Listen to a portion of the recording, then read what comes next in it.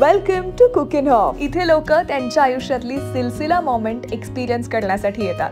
We should give the credit to Yash Chopra साहब for introducing Europe आणि इथली ही ट्युलिप गार्डन्स त्यांच्या सिनेमांमध्ये. Mesmerising will be an understatement for the view that you get to look at. तसं बघायला गेलं तर tulip season is for time being. Blooming season आहे मार्च ते मे. पण आपल्या मनावर असणाऱ्या सिनेमा आणि गाण्यांचा असा काही इन्फ्लुएन्स आहे की पोएटिक केमिस्ट्री, या गाण्यांची मेलडी यांचा सिलसिला फॉरएव्हर आहे, टाइमलेस आहे. सीझनिंग टेल्समध्ये आज मी तुम्हाला घेऊन जातीये to the heaven on the earth, Keukenhof. 79 एकरच्या जागेमध्ये या बागेत दरवर्षी 7 मिलियन म्हणजे 70 लाख फुलं उमलतात आणि मोजता येणार नाही एवढा आनंद इथे आलेल्या सगळ्यांना देतात. यामध्ये ट्युलिप तर आहेच, पण डॅफोडिल्स आहेत, इतरही स्प्रिंग ब्लूमचे बरेच प्रकार आहे.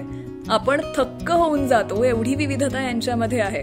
प्रत्येक फुलाची वेगळी पर्सनॅलिटी आहे. ही बाग इतकी सुंदर डिझाईन केली गेली आहे. या सगळ्या फुलांचं कुकेनहॉफ म्हणजे घर आहे. म्हणजे बघा ना, आपण ही नर्सरीमधून फॅन्सी फुलांचं एखादं झाड घेऊन येतो आणि नर्सरीमध्ये सगळी खुललेली ही फुलं आपल्या घरी येऊन त्यांना वेळेवर सगळं औषध पाणी करून सुद्धा फार काळ काही आपल्या घरी रमत नाहीत. नर्सरीतून आणलेली झाडं आपल्या घरी का फारशी टिकत नाहीत याचं गणित अजूनही न सुटलेलं आहे. तेव्हा या 70 लाख फुलांची काळजी इथे अगदी मुलांसारखी घेतली जाते. म्हणून निसर्गाचं आणि या मॅनेजमेंटचंही खूप कौतुक. क्युकेनहॉफच्या अनुभवानं मला काय दिलं तर ही इतकी सुंदर असणारी ट्युलिपची फुलं सुद्धा वर्षातून मार्च ते मिड मे या काळातच फुलतात. हाच त्यांचा बहरायचा काळ असतो. बाकी संपूर्ण वर्ष क्युकेनहॉफ या फुलांशिवाय सुनच असतं. त्यामुळे वर्षातले 365 दिवस सुखाचे जावेत अशी अपेक्षा ठेवणं चुकीचं आहे ना. वर्षामध्ये काही दिवस आनंदाचे असणार आहेत, आपला ब्लूमिंग पिरियड असणार आहे. या आशेनं आपण फुल न विसरता कामा नये. आज ना उद्या कळीचं फूल होणारच आहे, बहर हा येणारच आहे. त्यामुळे जसं फुलांना उमलायला पेशन्स लागतो, राईट सीझन लागतो, योग्य काळ लागतो, तसंच we too will have our moment to bloom. It's a reminder that life moves in cycles. आपले चांगले दिवस आहेतच पुढे. Our best days are always ahead if we patiently nurture ourselves through every season. इथे आम्हालाही आमची सिलसिला मोमेंट जगायला अनुभवायला मिळाली, पण बऱ्याच रिटेक्स नंतर. मला इथे देखा एक ख्वाब तो ये सिलसिले हुए, दूर तक निगाहों में है गुल खिले हुए, हे गाणं लावायची प्रचंड इच्छा होती, पण कॉपीराईट्सच्या इश्यूमुळे लावू शकले नाहीये, म्हणून गाऊ शकले. ॲम्स्टरडॅमच्या या ट्रिपला आमच्यासोबत आमच्या आया होत्या. आमच्या घरी कुंडीत आलेलं नवीन फूल सुद्धा साजरं केलं जातं, त्याचं स्वागत केलं जातं. आयांच्या फोनमध्ये आमचे फोटो कमी आणि फुलांचे फोटोज जास्ती असतात. त्यामुळे तुम्हालाही तुमच्या पेरेंट्सना घेऊन, आई वडिलांना घेऊन कुठे जायचं असेल तर क्युकेनहॉफला घेऊन जा. तुम्हाला ब्लूमिंग मॉम्स बघायला मिळतील. फुललेली बाग बघून खुललेले त्यांचे चेहरे बघणं हाही एक अप्रतिम अनुभव होता. आणि मग काय, आयांसोबत एक छोटासा परफॉर्मन्स तो बनता है. When I was just a little girl, I asked my mother, what will I be? Will I be pretty? Will I be rich? Here's what she said to me. Que sera, sera, whatever will be, will be. The future's not ours to see. Que sera, sera, what will be, will be. किती गोड ना.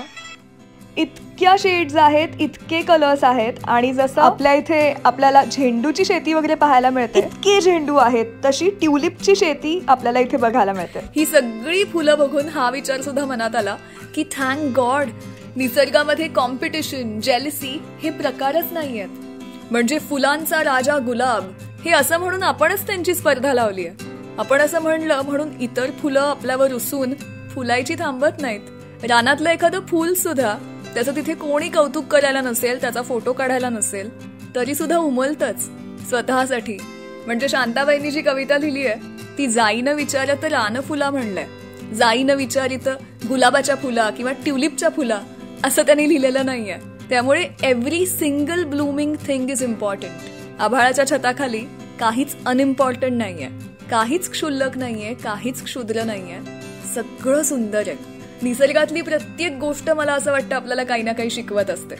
म्हणजे या फुलांना स्वतःला रिअलाइजच होत नाही की त्यांच्या असण्याने ती आपल्याला किती आनंद देत आहेत. आठवा ना की आपल्याला बरं नसताना, सगळं डल वाटत असताना कोणीतरी आपल्याला फुलांचा एक गुच्छ आणून देतं. किंवा तुम्हीही असं कधी नेला असेल हॉस्पिटलमध्ये कोणाला तरी भेटायला जाताना, कोणाचा तरी रुसवा घालवायला. या फुलांमध्ये इतकं चैतन्य असतं, इतका आनंद असतो की ती जिथे जातात तिथे बहार आणतात. बहारो फूल बरसाओ मेरा महबूब आया है असं म्हणूनच म्हणलंय.